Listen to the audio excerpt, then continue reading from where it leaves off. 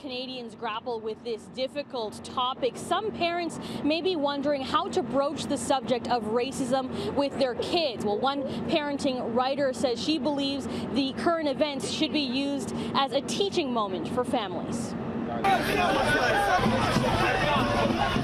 What's been happening in the U.S., I haven't talked to her about that because she hasn't been watching the news, and so you didn't feel the need to bring it up. I'm kind of sick of that whole situation. For many, it's been hard to watch the news rolling in from south of the border.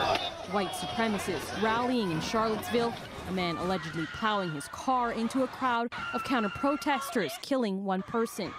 Well, most recently we haven't talked to him about it, and we haven't had him watch what's been happening inside the news, but sometimes he asks some questions about it, and we try our best to explain. While parents with young children may feel the need to shield them from the horrible events unfolding on TV, one parenting expert says it's best not to shy away from the difficult discussions they may spark.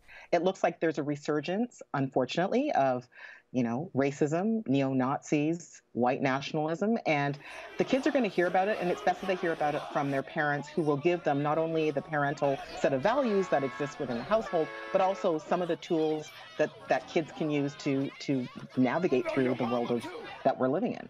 Parenting writer Samantha Kemp-Jackson advises using age-appropriate language and simple examples to broach the subject. It's something this father said he's already doing with his 6-year-old son. Like today we were talking about there was a bully making fun of someone that was small, right? Mm-hmm. And do we make fun of people because they're small? Nope. So we try and just do it step by step, things like that. Some parents we spoke to agree it's never too early to start the conversation. Many told us racism is already a reality on the playground.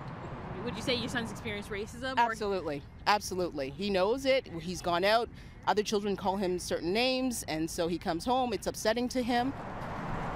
She's had a few friends in her class that weren't treated with respect because of the color of their skin or because of where they come from. And that, for me, was a huge opportunity to slam it home about how wrong the perpetrators of that kind of behavior is. In some ways, it might be even more important for somebody who perhaps is white or perhaps is not a person of color or who perhaps is not a visible minority ethnically or religiously, because you are in a position of privilege if you don't have to think about the fact that you may be treated differently. The white supremacist rally that happened in Virginia has refreshed concerns that supremacy and alt-right sentiments could be on the rise here in Canada. Coming up later in the show, we'll talk about whether this political movement could take a foothold here at home.